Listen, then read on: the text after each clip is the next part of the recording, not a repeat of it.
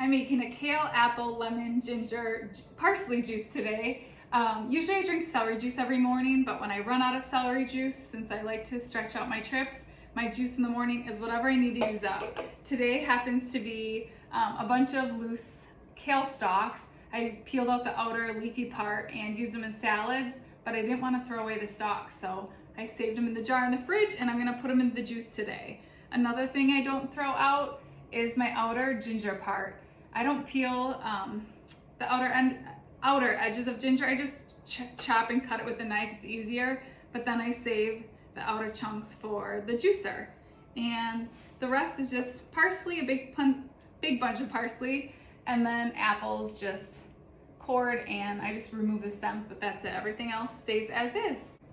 When I'm loading it into my juicer, this is the Nama J2 that I'm using. I start light and leafy to heavy. So I'm gonna load in my parsley first, and then my kale, just kind of shove it down, add in my lemon and my ginger.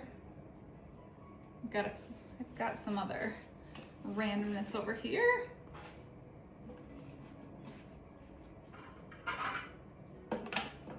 And I'm gonna start this first. And it's just, you can load and walk away with this juicer, and you can also, because I didn't have room, I've got a lot of stuff in this juice, I'm making it for 2 of us, I'm just cutting it in half so it fits through the upper.